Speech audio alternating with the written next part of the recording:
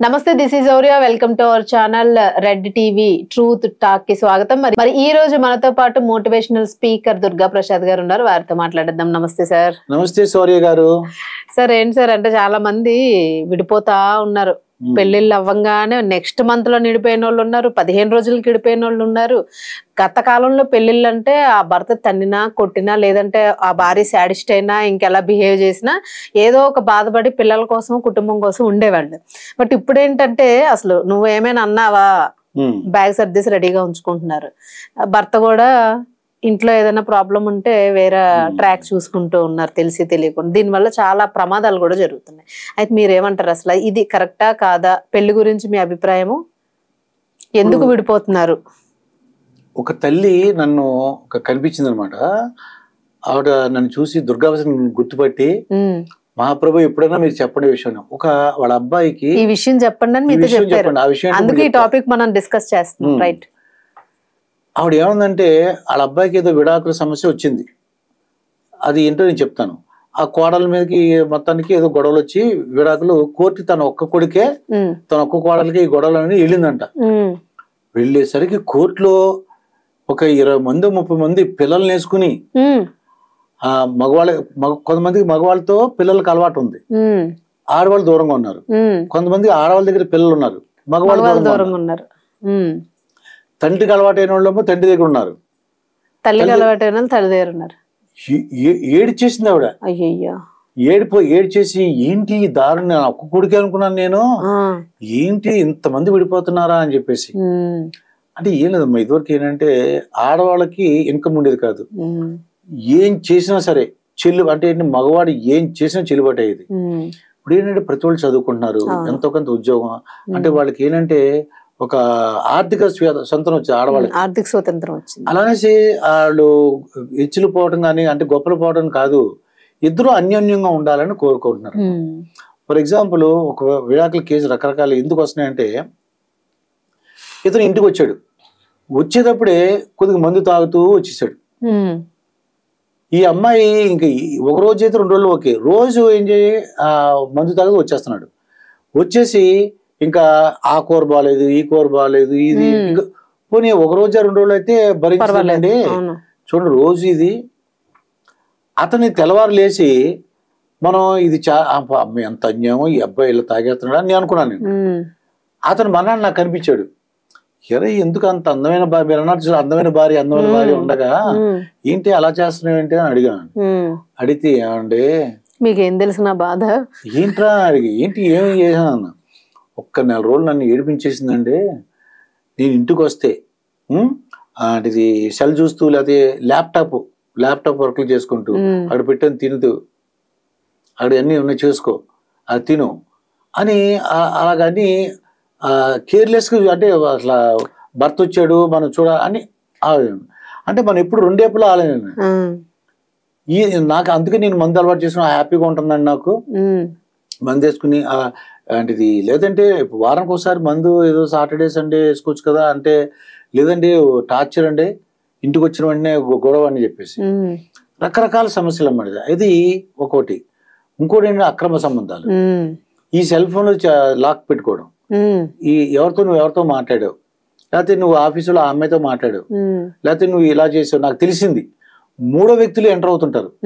నీకు ఈ విషయం తెలుసా, పలానా వాళ్ళు మీ ఆయన అలాగా, లేదంటే మీ ఆయన నేను అక్కడ చూసాను, ఎవరో అమ్మాయితోనే 2-3 సార్లు చూసాను, ఏదో తేడాగా ఉంది, కొద్దిగా కన్నేసి ఉంచని చెప్పేవాళ్ళు ఉంటారు. ఈ అమ్మాయికి ఏంటంటే ఆల్రెడీ ఫంక్షన్ లో ఆ అమ్మాయి చూడటం చూసింది ఏదో ఫంక్షన్ లో. అబ్బో. సపోర్ట్ అంటే ఆ రోజు అనుమానం వచ్చింది. ఆ రోజు ఫంక్షన్ లో వాళ్ళిద్దరూ ఎలా చూసుకుంటున్నారు, అయ్యో ఈ అమ్మాయి కనిపెట్టింది భార్య పక్కన ఉండగా. ఈ అమ్మాయి చెప్పింది వాళ్ళిద్దరు కనిపించారని. ఇంకా ఆటోమేటిక్ ఏమవుతుంది చూడు, కనెక్ట్ అయిపోద్ది, ఇంకా ఏదో జరుగుతుందని లేని డౌట్ వచ్చేస్తుంది. అమ్మాయి అడిగేసిందంట ఏంటంటే అవును ఉంది. అయితే ఏం చేస్తావు సార్, కొంతమంది లేకపోయినా కూడా వీళ్ళు అడిగేసరికి పౌరుషానికి ఉంటే ఎంపీతో అని అడిగేవాళ్ళు కూడా ఉంటారు. కొంతమంది అంటే పాతేనే తవ్వుకుంటారమ్మా. అవునవునవును. పెళ్లికి ముందు నువ్వు అలా చేసావు, పెళ్లిలో నువ్వు ఇలా చేసావు, పెళ్లిలో మా అమ్మ నాన్నలకి ఇది ఇవ్వలేదు, పెళ్లిలో ఇప్పుడు పిల్లలు పుట్టిస్తారు 2 పిల్లలు, పెళ్లిలో ఆ రోజు మా నాన్నని మా నాన్న ఎలా అన్నాడు, కాలు కడుగుతుంటే నువ్వు కాలుతో తన్నావు కదరా అయిపోయింది కదా విషయం అంటే, లేదు ఈ రోజు తేల్చుకోవాలి మేము అన్నాడు. ఏమే బాబు ఇది సగం జీవితం గడిచిపోయాక తెలుసుకోవడానికి కూర్చుంటారు. అంటే అక్రమ సంబంధాలు ఒకటి అంటున్నారు ఎక్కువగా. ఏంటంటే కొత్త వాళ్ళు కొత్త అది నెల రోజుల్లో విడిపోయిన ఉన్నారు. అదే అంటున్నాను, నెలకు విడిపోయి. ఎందుకు విడిపోయావు బాబు అని అడిగాను. ఆ అమ్మాయి వేరే వాళ్ళతో మాట్లాడుతుందని నేను చూశానండి అని చెప్తున్నాను. ఈ అమ్మాయిని అడిగా అనుకోండి, ఇది కొత్తగా ఆ అబ్బాయి మగోడు కాదని అంటుంది. అదే రకరకాల రీజన్స్, ఇవి ఇంకా వింత రీజన్స్ ఇవన్నీ. అబ్బాయి మగోడు నీకెళ్ళదు అంటే ఏం చేసి మగోడు కాదంటే ఎలా అంటే, ఫస్ట్ డే సెల్ పట్టుకుని దూరంగా వెళ్ళి పడుకున్నాడండి.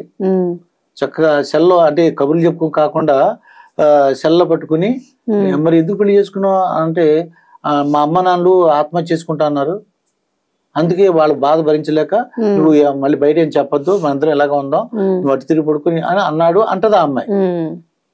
మరి నిజం అబద్ధం మనకు తెలియదు.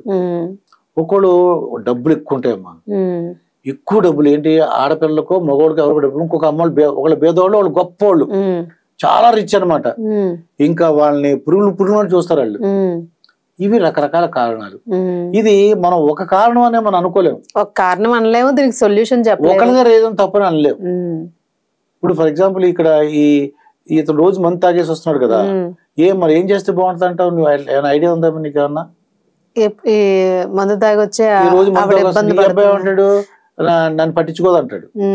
అంటే అప్పుడు నేను ఏం చెప్పానంటే, కొన్నాళ్ళు పని చేయండి, నెల రోజుల పాటు నువ్వు మందు తీసుకోవద్దు. ఆవిడని తాగమని అన్నారా? అలా అంటారా? అంత భయంకరంగా చెప్పలేదు. నెల రోజుల పాటు నువ్వు మందు తీసుకోకుండా రా, ఎడిక్ట్ అయ్యావా అని అడిగాం. లేదండి నాకు ఈ సమస్య అన్నాడు. ఆ అమ్మాయికి చెప్పాం, నువ్వు హస్బెండ్ రాగానే నీ పక్కన సెల్ గాని నీ ఆఫీస్ వర్క్ ఏ ఉన్నా సరే పక్కన పడే, చక్కగా మీరు హ్యాపీగా భోజనం ఇద్దరు కలిపి భోజనం, ఇద్దరు కలిపి ఏదో రోజు వెళ్ళండి.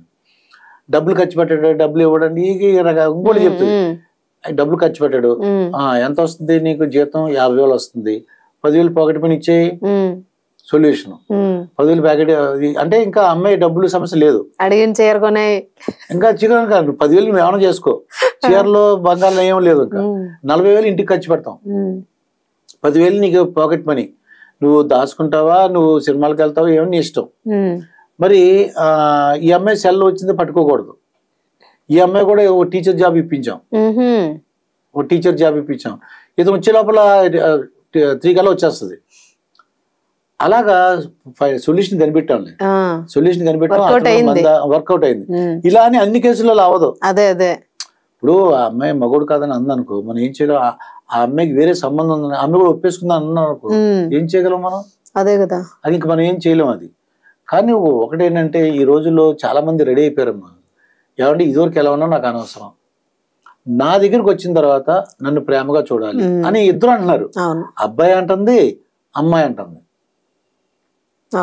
అందువలన ఇక ఒకరికొకరు గౌరవించుకోవటం, నమ్మకం ఉండాలమ్మా. ముందు నమ్మకం ఉండాలి, చేయాలి.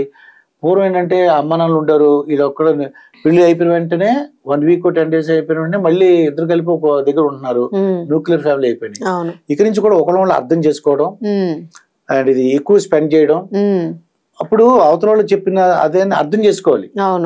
ఏం మాట్లాడారు, ఎందుకు విసుక్కుంది, ఒంట్లో బాగాలేదా లేకపోతే ఏంటి తెలుసుకోవాలి, అర్థం చేసుకుని ఉంటే అసలు ఈ విడాకులు ఉండవు, మనస్పర్ధలు ఉండవు, ఇద్దరు హ్యాపీగా ఉంటారు. అదే మొత్తానికి సార్ చెప్పేది ఏంటంటే, విడాకులు విడిపోవడాలు ఎక్కువైపోతూ ఉండడానికి అనేక రకాల రీజన్స్ ఉన్నాయని చెప్తున్నారు. అందరికీ తెలిసిందే, మీకు కూడా తెలిసిందే, మీరేం చెప్తారని అనుకోకుండా ఆయన మోటివేషనల్ స్పీకర్ కాబట్టి అనేక మందిని ఈ రకంగా కలుపుతూ ఉంటారు. విడిపోవాలనుకున్న వాళ్ళని, అవకాశం ఉన్న వాళ్ళని కలపగలుగుతున్నారు, అవకాశం లేని వాళ్ళు ఇంకా వాళ్ళ సొంత నిర్ణయాలు.